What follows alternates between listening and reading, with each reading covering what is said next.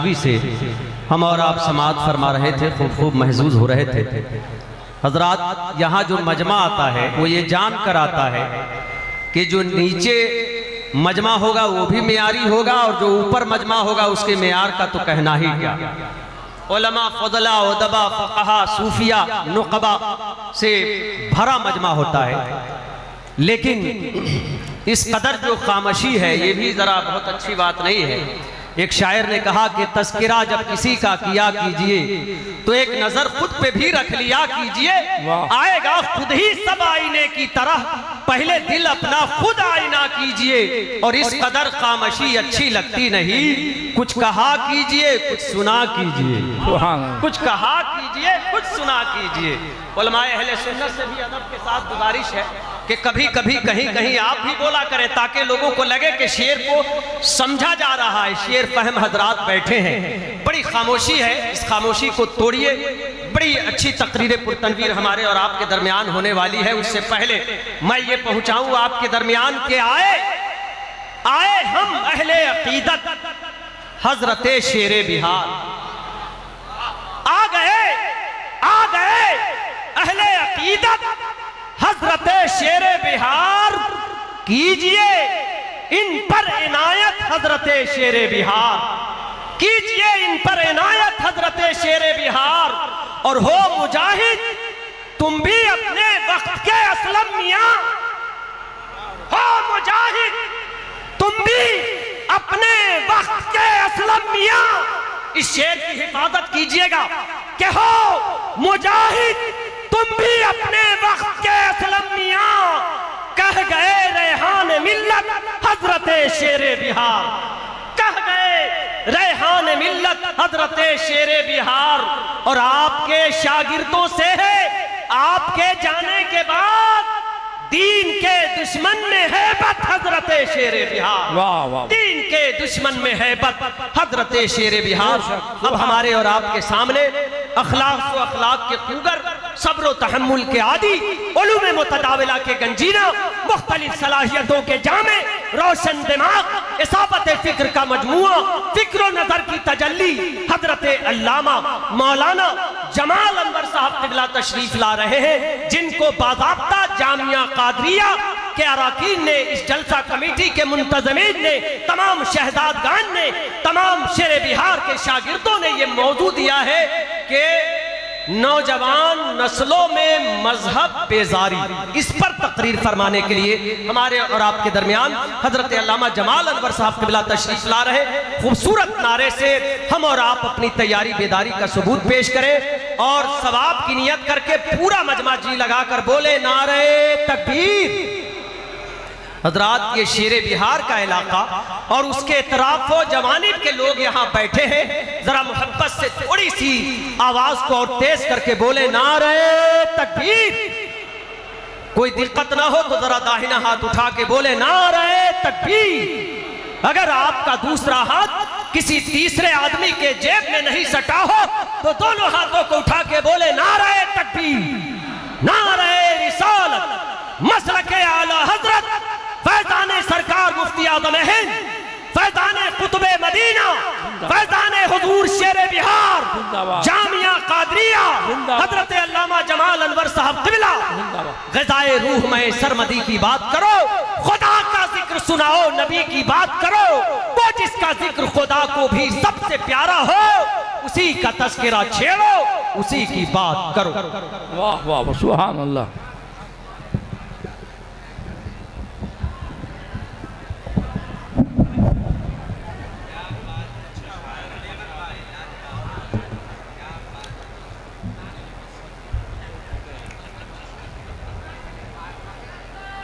السلام علیکم ورحمۃ اللہ وبرکاتہ۔ الحمد للہ الذی لا مانع لحکمہ ولا ناقض لقضائہ، والصلاة والسلام علی سید انبیائہ وسند اولیائہ واحبابہ المعارضین لأعدائہ۔ فاعوذ باللہ من الشیطان الرجیم، بسم اللہ الرحمن الرحیم۔ یا ایہا الذین آمنوا ادخلوا فی السلم کافہ ولا تتبعوا خطوات الشيطان إنه لكم عدو مبين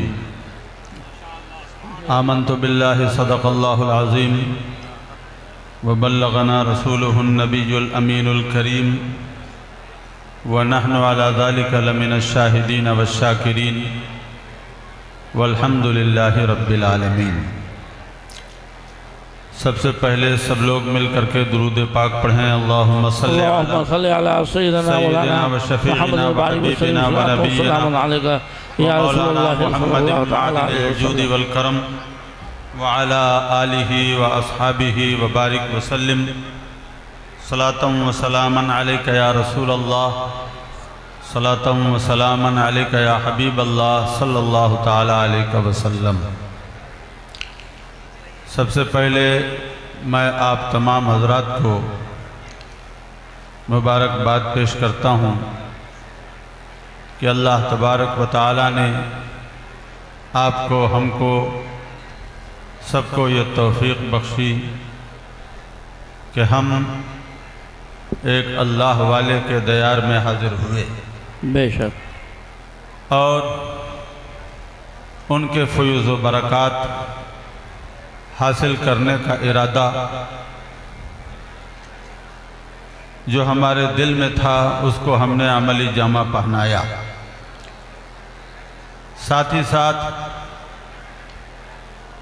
میں جامعہ قادریہ کے علماء کرام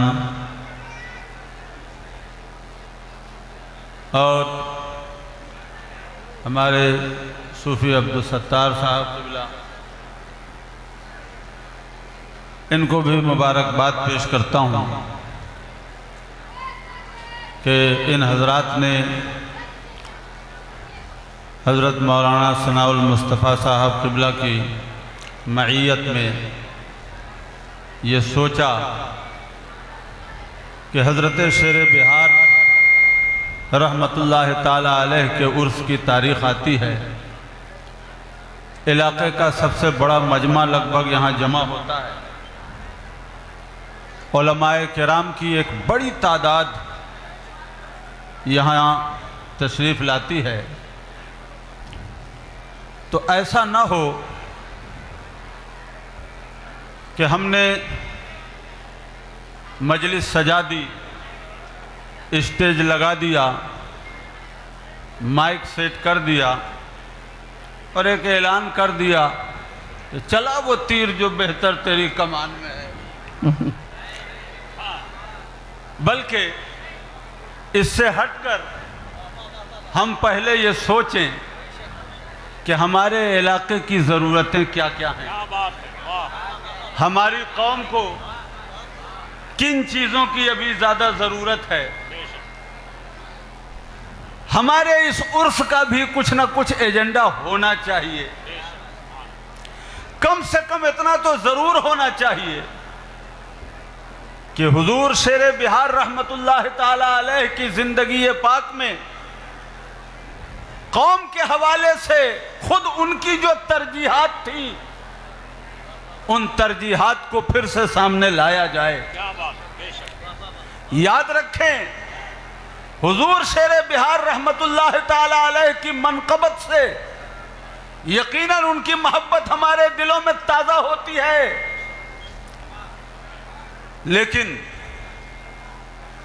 منقبت کے ساتھ ساتھ اگر ان کے مشن پر بھی کام کیا جائے اور ان کے مشن کو بھی آگے بڑھایا جائے واہ، تو ان کے مزار سے بھی داد ملے گی، واہ واہ، اور ان کے مزار سے بھی یہ آواز آئے گی کہ ہمارے چاہنے والوں نے ہم کو بھی یاد رکھا ہے اور ہمارے مشن کو بھی یاد رکھا۔ سبحان اللہ، سبحان اللہ، سبحان اللہ۔ عرس کا مقصد یہی ہوتا ہے کہ شیخ کی تعلیمات کو تازہ کیا جائے، واہ، شیخ سے جو ہم نے عہد کیا ہے، جو وعدے کیے ہیں،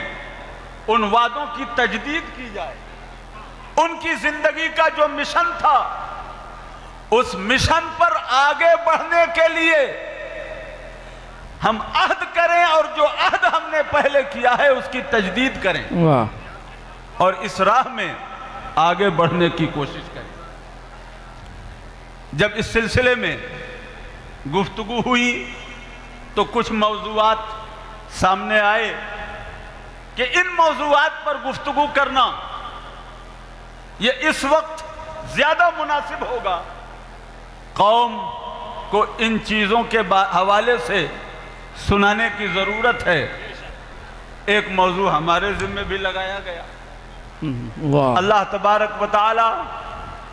ہماری زبان پر بھی کلمہ حق جاری فرمائے اور دعا فرمائے کہ کچھ مفید باتیں ہم اس حوالے سے آپ کے سامنے رکھ سکیں. آج کا دور ایسا ہے کہ آج کے زمانے میں یہ بات نظر آتی ہے کہ اسلام صرف آئیڈینٹی کے طور پر رہ گیا. اسلام آئی ڈی کارڈ کے طور پر رہ گیا کہ مذہب کیا ہے جب کوئی پوچھتا ہے تو ہم بتاتے ہیں کہ اسلام ہے. لیکن دوستو ایک یہ ہے کہ آپ اسلامک کلچر میں آ گئے کہ آپ جمعہ پڑھتے ہیں, بچوں کا ختنہ کرتے ہیں, شادی بیاہ کا سسٹم آپ کے یہاں یہ ہے کہ آپ نکاح کرتے ہیں, عید کرتے ہیں, بقرعید میں قربانی کرتے ہیں. یہ ایک اسلامی کلچر ہے جس میں آپ آ گئے. لیکن آپ کو یہ سوچنا ہوگا کہ اسلام آپ کے دل میں آیا کہ نہیں آیا. سبحان اللہ. ہمارا اسلامی کلچر میں آ جانا یہ اور ہے, اور اسلام کا ہمارے دل میں اتر جانا یہ اور ہے. سبحان اللہ. کچھ لوگوں نے نبی پاک صلی اللہ تعالیٰ علیہ وسلم کے سامنے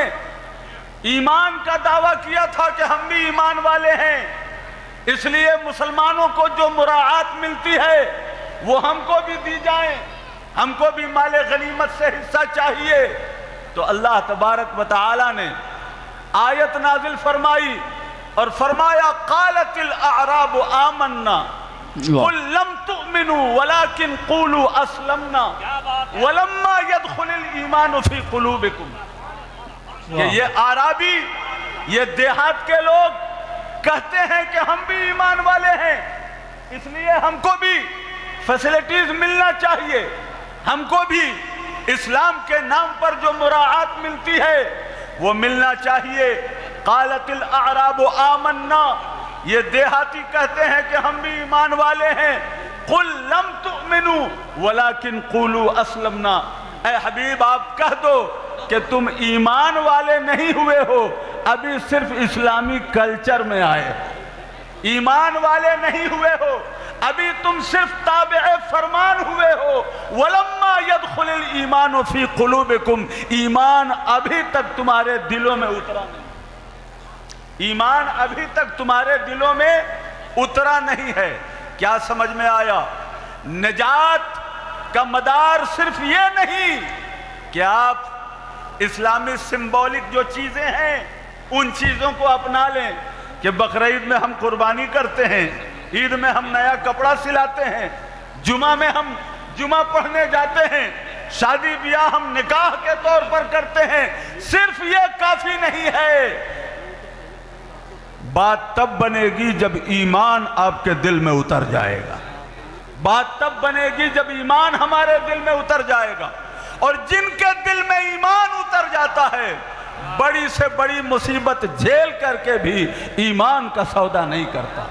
جس کے دل میں ایمان اتر جاتا ہے بڑے سے بڑے لالچ کو بھی وہ ٹھوکر مار دیتا ہے اور ایمان کا سودا نہیں کرتا. واہ واہ واہ واہ, زندہ باد زندہ باد. زندگی اٹھا کر دیکھیں. اہل اسٹیج ذرا سا محبت فرمائیں اور داد و تحسین سے نوازیں تاکہ تقریر اچھی ہو رہی ہے. اہل اسٹیج ذرا سا اپنی ہمت ضرور ان کو پیش کریں. ہاں اہل اسٹیج سپورٹ کر دیں تو بڑی مہربانی. لیکن عوام سے میں گزارش کروں گا کہ آپ بولو نہ بولو لیکن سنو دھیان سے. واہ واہ واہ واہ. آپ بولو یا نہ بولو لیکن سنو دھیان سے. دھیان سے سنیں گے تو آپ کا چہرہ بتا دے گا کہ آپ سن رہے ہیں. واہ واہ. ایمان دل میں آ جائے تو پھر انسان سودا نہیں کرتا. سرکار نے ایک بات ارشاد فرمائی, بڑی مشہور حدیث ہے. سرکار نے فرمایا خیر القرون قرنی ثم الذین یلونہم ثم الذین یلونہم. سب سے بہترین زمانہ میرا زمانہ ہے. سب سے بہترین زمانہ وہ زمانہ ہے جس زمانے میں میں دنیا میں ہوں. اب آپ سوچیں کہ سب سے بہترین زمانہ وہ کیوں ہے؟ تو عشق کی زبان میں آپ کہہ سکتے ہیں کہ چونکہ حضور اس زمانے میں ہے اس لیے وہ زمانہ سب سے بہتر زمانہ ہے. لیکن دوستو اسباب کی دنیا میں بھی اس کا کوئی نہ کوئی ریزن ہونا چاہیے کہ آخر اس زمانے میں ایسی کیا خاص بات ہے. ہم تو یہ سمجھتے ہیں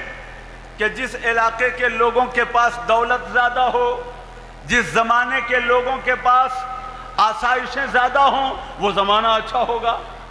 آج لوگ کہتے ہیں بھائی ہمارے باپ دادا کا زمانہ کیا کہنا، 40 بیگھہ کے مالک تھے،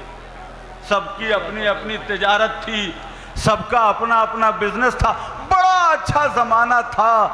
اب تو کچھ بچا نہیں. تو آپ نے زمانے کو اچھا کس بنیاد پر کہا؟ خوشحالیوں کی بنیاد پر کہا. لیکن حضور نے جس زمانے کو سب سے اچھا کہا ہے اس زمانے کا حال یہ ہے کہ صبح کھاتے ہیں تو شام میں کیا کھائیں گے اس کا کوئی اندازہ نہیں ہوتا. ایک دن کھاتے ہیں، ایک دن فاقہ کرتے ہیں، پھر بھی حضور کہہ رہے ہیں کہ سب سے اچھا زمانہ یہی زمانہ ہے. صحابہ کرام مومن ہونے کی وجہ سے طرح طرح کے مظالم سہتے ہیں.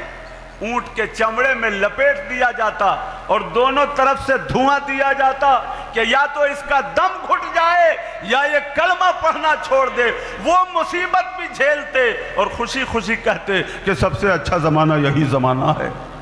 سب سے اچھا زمانہ یہی زمانہ ہے. کون سی مصیبت ہے جو صحابہ نے نہیں سہی؟ ہر مصیبت سہ کے کہتے ہیں یہی زمانہ سب سے اچھا زمانہ ہے. تو آخر وہ زمانہ سب سے اچھا کیوں ہے؟ آپ سوچیں گے اس کو. خوشحالی نہیں ہے،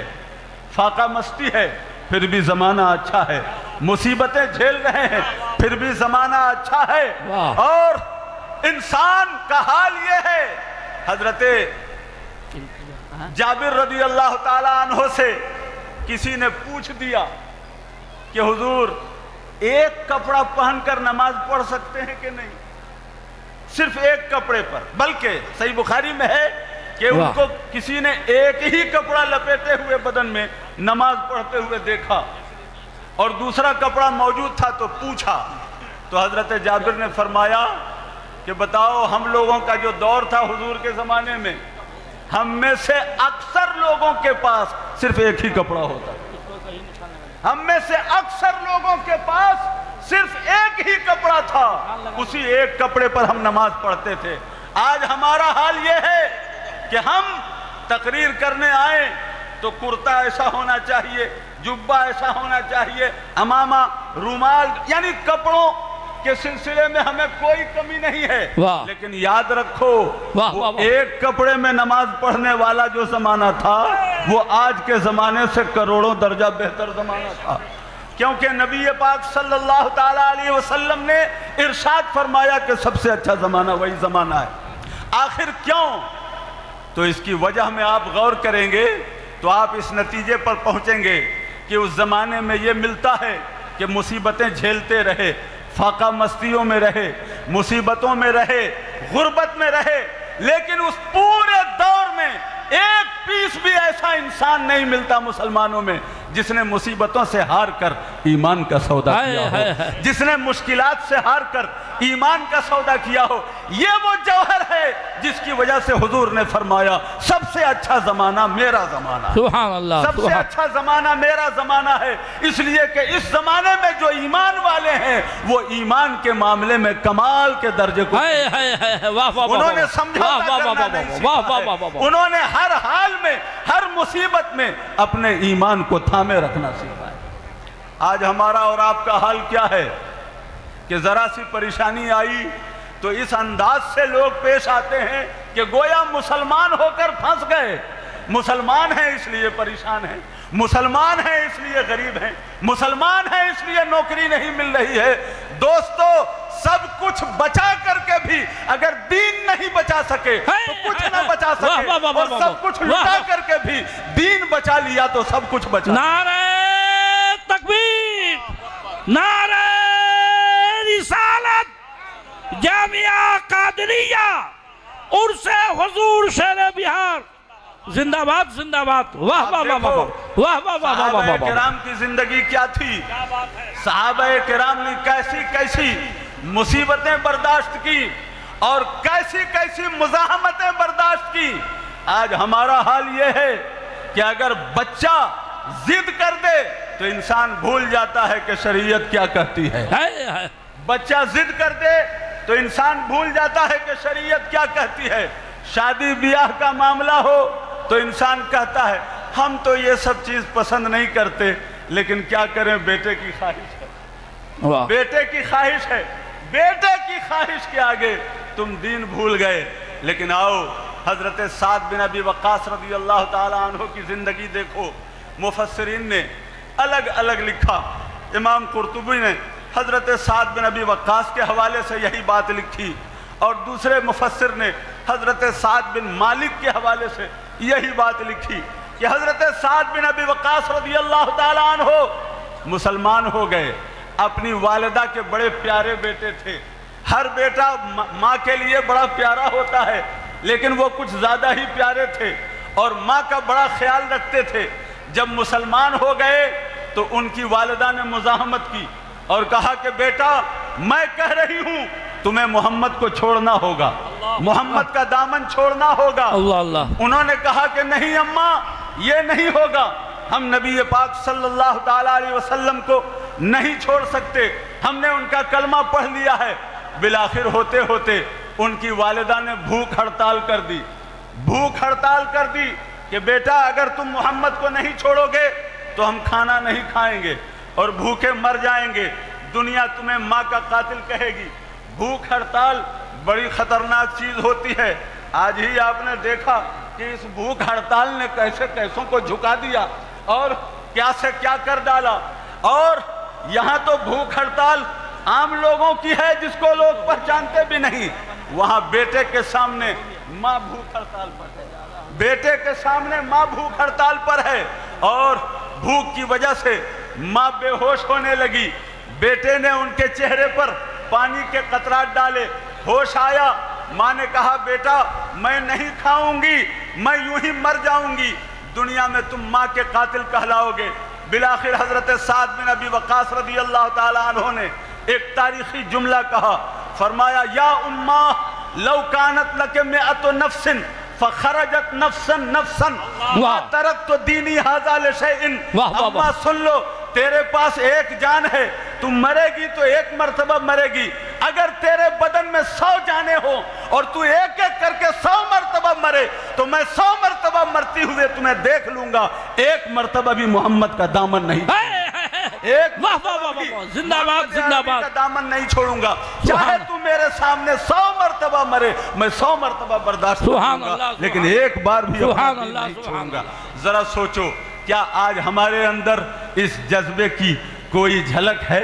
کیا ہمارے اندر جذبوں کی اس آفتاب کی کوئی کرن ہے آج ہمارا حال یہ ہے کہ ایک رشتہ دار کھڑا ہو جائے تو ہم اس کے آگے دین بھول جاتے ہیں اور یہ بھلا دیتے ہیں کہ ہمارے دین نے کیا کہا ہمارے نبی نے کیا فرمایا بہنوئی یہ چاہ رہا ہے سالہ یہ کہہ رہا ہے چچا یہ کہہ رہے ہیں ایک بات میں آپ سے پوچھتا ہوں آپ اپنے دل پر ہاتھ رکھ کر کے جواب دو بہنوئی ہو یا سالہ ہو یا دنیا کا کوئی رشتہ دار ہو وہ کہاں تک آپ کا ساتھ دے گا کہاں تک آپ کا ساتھ دے گا اپنا بھائی ماں شریک بھائی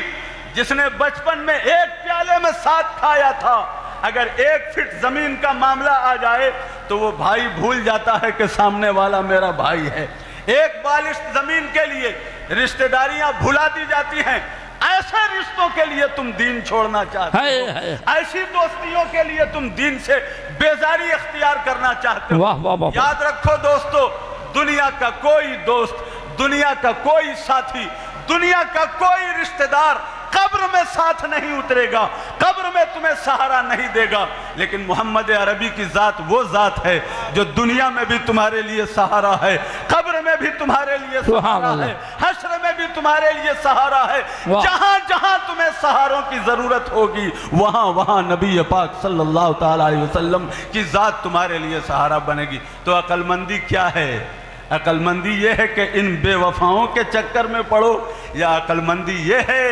کہ اس ہستی کے دامن میں آ جاؤ جس کے حوالے سے صحابی نے کہا اوفا وآتا للجزیل لمجتدی ومتا تشاء یخبرک عما فی غدی ما ان رأیت ولا سمعت بواحدی فی الناس کلہم بمثل محمدی، کہ ہماری آنکھوں نے نہ دیکھا نہ ہمارے کانوں نے سنا، پوری دنیا میں نے محمد عربی جیسا کسی کو نہیں دیکھا نہیں سنا، ان سے زیادہ وفا کرنے والا کسی کو نہیں پایا اور ان سے زیادہ سخاوت کرنے والا۔ سبحان اللہ سبحان اللہ۔ تو دوستو، ہم مومن ہیں، ایمان والے ہیں، تو پھر ہماری ذمہ داری ہے کہ ہمارے اسلاف ہیں، ہمارے پروج ہیں، ان پروجوں کو پڑھیں، ان پروجوں کے بارے میں سنیں، اور یہ سب اسی لیے سنایا جاتا ہے کہ ہم اپنے اسلاف کے طریقوں کو جب سنیں گے، کہنے والے نے کہا ہے تازہ خواہی داشتن گر داغ ہائے سینہ را، گاہے گاہے باز خاں ای قصہ پارینہ را۔ اگر چاہتے ہو کہ دل میں داغ عشق محمد کی چمک باقی رہے تو پھر ان عاشقوں کی داستانیں سنا کرو، ان عاشقوں کی داستانیں پڑھا کرو، ان کو پڑھو گے، ان کو سنو گے تو تمہارا ایمان تازہ ہوگا، تمہارے ایمان میں حرارت پیدا ہوگی۔ آج ہماری نوجوان نسل، چاہے وہ لڑکوں کا معاملہ ہو یا بچیوں کا معاملہ ہو، آج معاملہ ایسا ہے چونکہ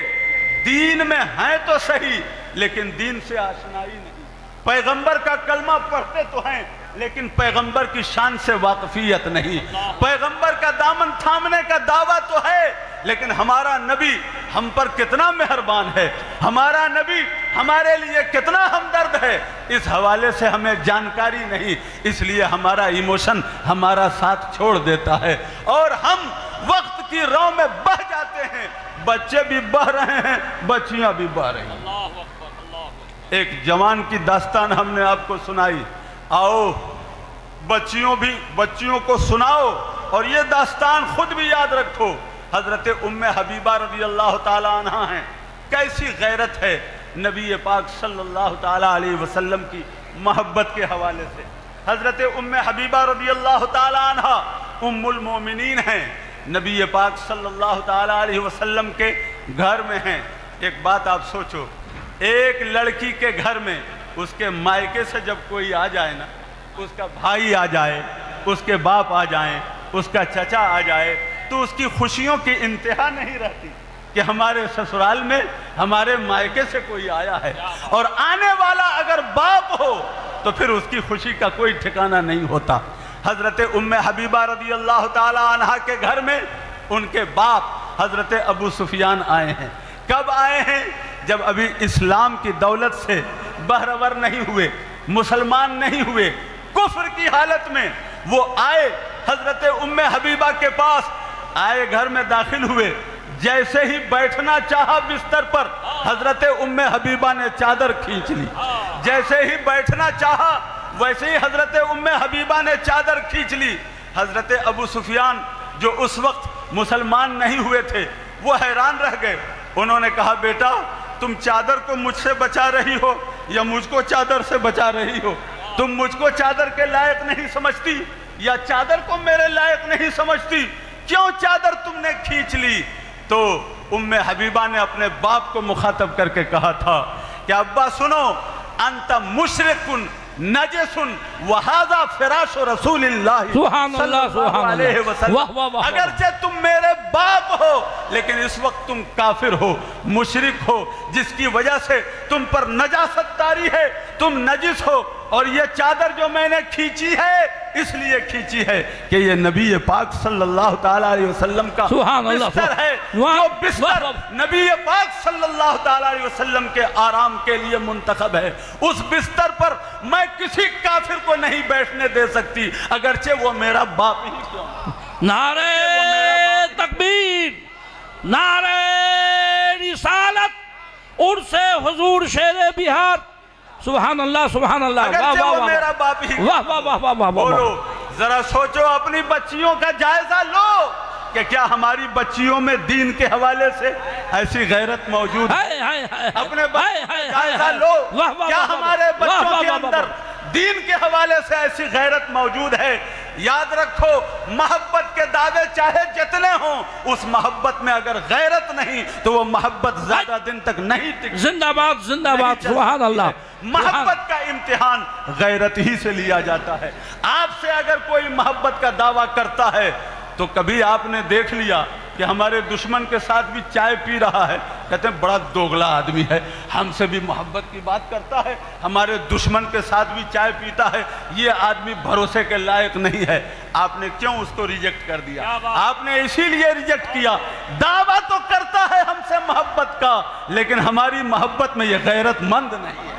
ہماری محبت میں یہ غیرت مند نہیں ہے ہم سے بھی ملتا ہے اور ہمارے دشمن سے بھی ملتا ہے دنیا کا کوئی انسان اتنا غیرت مند نہیں ہو سکتا جتنی غیرت والی بارگاہ رسول کی بارگاہ ہے جتنی غیرت والی بارگاہ خدا کی بارگاہ ہے لاکھ ہم دعوے کر لیں اگر غیرت نہیں تو کچھ نہیں غیرت نہیں ہے تو وہ محبت زیادہ دن تک نہیں ٹک سکتی اب رہ گیا یہ سوال کہ ہم اپنے بچوں میں ایسا کیا کریں کہ ہمارے بچوں میں یہ غیرت پیدا ہو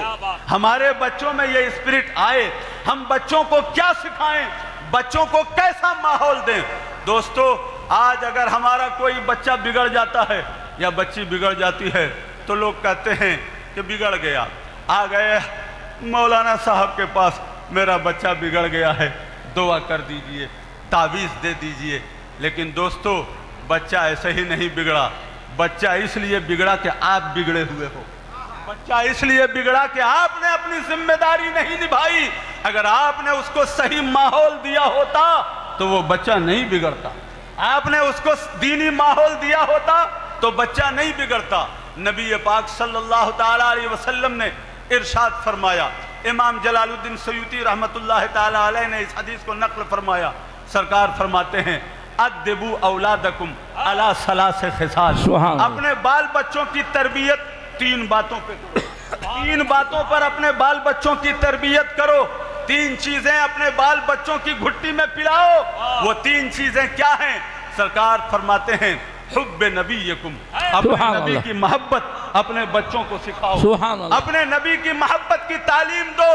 اور پھر فرمایا وحب اہل بیت ہی نبی کے اہل بیت کی محبت سکھاؤ فاطمہ زہرا کی محبت سکھاؤ حسنین کریمین کی محبت سکھاؤ امام موسیٰ کاظم کی محبت سکھاؤ امام علی رضا کی محبت سکھاؤ نبی کی جو پاک آل ہے اس کی محبت سکھاؤ پھر فرمایا وقراءۃ القرآن قرآن پڑھنا سکھاؤ قرآن پڑھنا سکھاؤ میں حیران ہوں لوگ اس انداز میں بھی بیان کر دیتے ہیں کہ دیکھیے قرآن بعد میں پہلے حضور کی محبت پہلے نبی کے اہل بیت کی محبت تب جا کے قرآن سکھاؤ مطلب یہ نہیں مطلب حدیث کا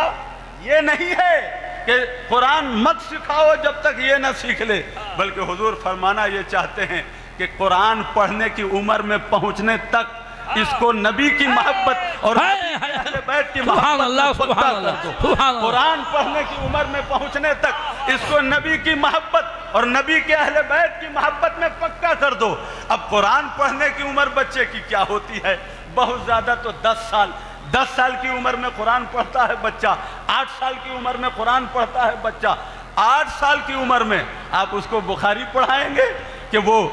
نبی کی محبت میں کامل ہو جائے آپ اس کو مسلم پڑھائیں گے نبی کی محبت میں کامل ہو جائے آپ اس کو تفسیر پڑھائیں گے آخر 5 سال کے بچے کو آپ نبی کی محبت میں اور نبی کی اہل بیت کی محبت میں راسخ کیسے کریں گے کیسے اس کو پختہ کریں گے تو اس کا ایک ہی طریقہ ہے گھر کا ماحول ویسا بناؤ گھر کا ماحول ویسا بناؤ گھر میں درود خوانی کی محفل رچاؤ گھر میں قرآن کی تلاوت کرو گھر میں نبی پاک صلی اللہ تعالی علیہ وسلم کی نعتیں پڑھو اگر ہمارے گھر میں نعت خوانی ہوتی درود خانی ہوتی تو وہ بچہ جو 3 سال کی عمر میں گانا گاتا ہے وہی بچہ 3 سال کی عمر میں یا نبی سلام علیکہ پڑھ رہا ہوتا، سبحان اللہ۔ وہی بچہ 3 سال کی عمر میں نبی پاک صلی اللہ تعالیٰ علیہ وسلم پر درود و سلام بھیج رہا ہوتا۔ برا ہو ان وہابیوں کا کہ جو ہماری قوم میں صلاۃ و سلام کا ماحول تھا، ان لوگوں نے اس کو بھی روکنے کی کوشش کی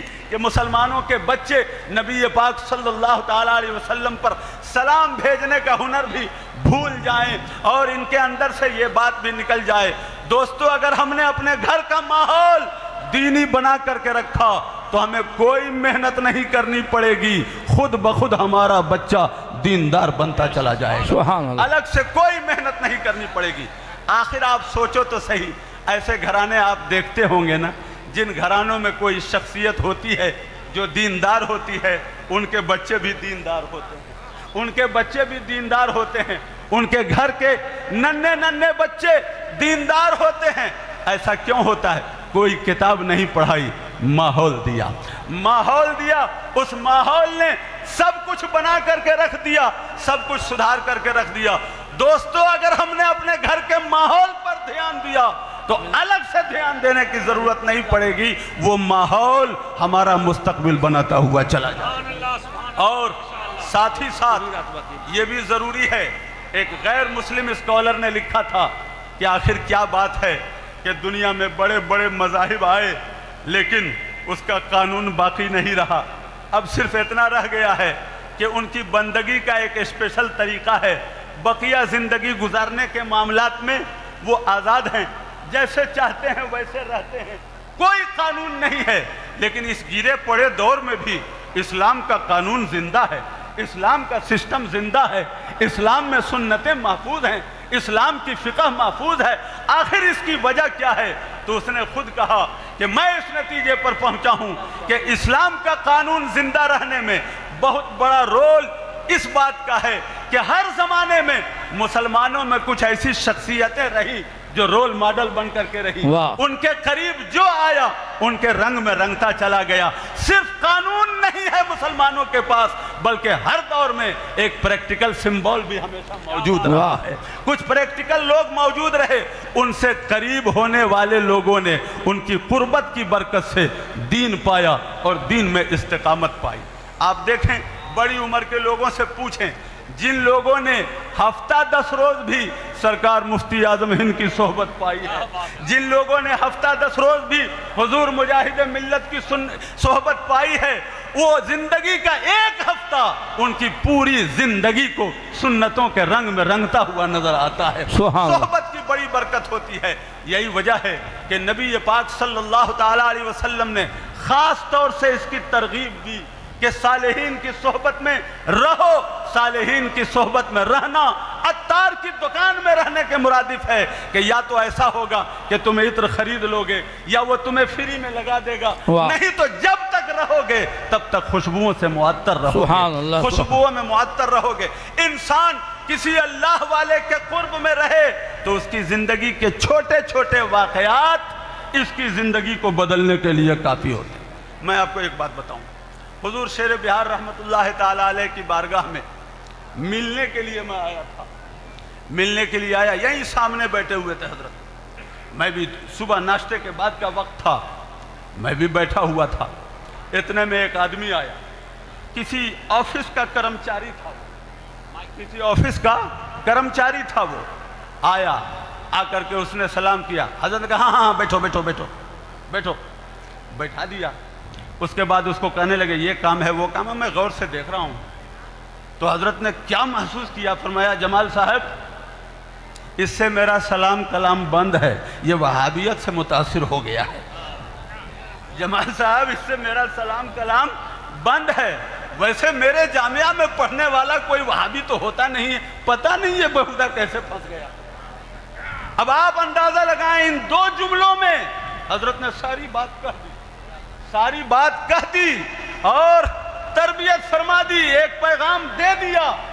کہ کوئی شخص اگر بد مذہب ہو جائے تو پھر اس سے اسی طرح سے دوری بنا کر کے رہنا چاہیے، اور صرف دوری بنا کر کے نہیں، اس کو ہمیشہ ٹوکتے رہنا چاہیے، اس کے سامنے دین کی دعوت ہمیشہ پیش کرتے رہنا چاہیے. کبھی تو ایسا ہوگا کہ اس کا دل پھرے گا اور راہ راست پر آ جائے گا, راہ راست پر آ جائے گا. بزرگوں کی صحبت میں انسان رہے تو یہ چھوٹی چھوٹی باتیں اس کی زندگی میں سنگ میل کا کام کرتی ہیں. انسان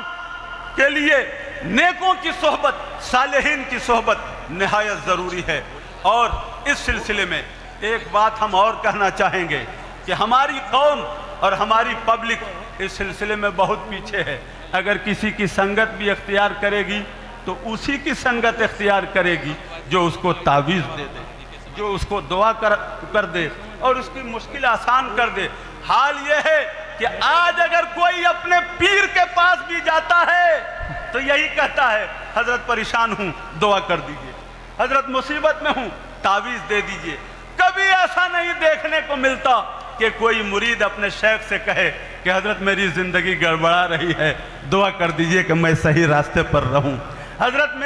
میرے اندر بدعمالی پیدا ہو رہی ہے, دعا کر دیجئے ہماری اصلاح کر دیجئے کہ ہم صحیح راستے پر آ جائیں. یاد رکھیں, پیر سے مرید ہونے کا مقصد بزنس کو ترقی دینا نہیں, پیر سے مرید ہونے کا مقصد تجارت کو آگے بڑھانا نہیں, پیر سے مرید ہونے کا مقصد صحت اور تندرستی نہیں, پیر سے مرید ہونے کا مقصد آخرت کی تیاری ہے اور آخرت کو درست بنانا ہے. زندگی کو اسلام کی راہ پر قائم رکھنے کی کوشش کرنا ہے. اگر ہم ٹھیک رہیں گے تو ہم ہی کو دیکھ کر کے ہمارے بچے سیکھتے ہیں. آپ اپنی زبان کبھی اپنے بچے کو سکھاتے ہیں؟ کوئی ہے ایسا جو یہ کہے کہ ہم نے اپنے بچے کو بڑی محنت سے ایک ہفتے میں اپنی بھاشا سکھائی؟ نہیں. اگر ماں باپ انگریز ہیں تو بیٹا انگریز ہو جاتا ہے, ماں باپ اگر بھوجپوری بولتے ہیں تو بیٹا بھی بھوجپوری بولتا ہے, بیٹی بھی بھوجپوری بولتی ہے. ماں باپ اگر عربی بولیں تو بال بچے بھی عربی بولتے ہیں. سکھانا نہیں پڑا, آپ کے ماحول نے اس کو سب کچھ سکھا دیا, آپ کے ماحول نے اس کو سکھا دیا. ماں باپ دیندار ہوں گے تو کوئی شبہ نہیں ہے کہ بچہ بھی دیندار ہوگا. ماں باپ اگر اس کی صحیح تربیت کریں گے تو بچہ پھر ایسا ہوگا کہ ماں باپ اس کو دیکھیں گے تو دنیا میں بھی ان کی آنکھیں ٹھنڈی ہوں گی اور آخرت میں بھی ان کی آنکھیں ٹھنڈی. اللہ تبارک و تعالی ہم سب کو توفیق خیر عطا فرمائے. یاد رکھیں, اللہ تعالیٰ نے قرآن میں فرمایا یا ایھا الذین آمنوا قوا انفسکم واہلیکم نارا, اے ایمان والو اپنے آپ کو بھی جہنم کی آگ سے بچاؤ اور اپنے بال بچوں کو بھی جہنم کی آگ سے بچاؤ. اللہ نے اولاد دی ہے تو اولاد کے حوالے سے ذمہ داری بھی دی ہے. اولاد سے خوش ہو جانا اور ذمہ داری کو بھول جانا یہ عقل مندی نہیں ہے. اللہ تعالی ہمیں ماشاءاللہ, سبحان اللہ, سبحان اللہ. یہ کتاب ہے سبحان اللہ. حضرت مولانا واصف رضا واصف صاحب مصباحی جو بڑے معروف شاعر ہیں اس علاقے کے, اور مدھوبنی اور دربھنگا پورا علاقہ جو ہے ان کے ترانوں سے گونجتا رہتا ہے. اور اتفاق ایسا کہ اس سے پہلے بھی ایک جلسے میں ان سے ملاقات ہوئی تھی, وہاں بھی ایک کتاب لے کر کے آئے تھے, وہاں بھی ایک کتاب لے کر آئے تھے, اور آج پھر ملاقات ہو رہی تو پھر نئی کتاب لے کر آئے. بہت زود گو اور جلد جلد ان کی تصنیفات سامنے آتی رہتی ہیں, منظوم مجموعات ان کے آتے رہتے ہیں. تو یہ ایک نیا مجموعہ ہے جس کا نام انہوں نے بڑا پیارا رکھا ہے وجب الشکر علینا. بزرگوں کے فارسی کلاموں کی یہ تضمین ہے, بزرگوں کے فارسی کلاموں پر انہوں نے تضمین تحریر فرمایا ہے. تو آپ حضرات خاص طور سے علماء کرام اس کو ضرور حاصل کریں اور اس کو حاصل کر کے اس سے لطف اندوز ہوں. اللہ تبارک و تعالی حضرت مولانا واصف صاحب کی محنت کامیاب فرمائے. آمین. واہ, ماشاء اللہ, سبحان اللہ, سبحان اللہ. زندہ باد, زندہ باد.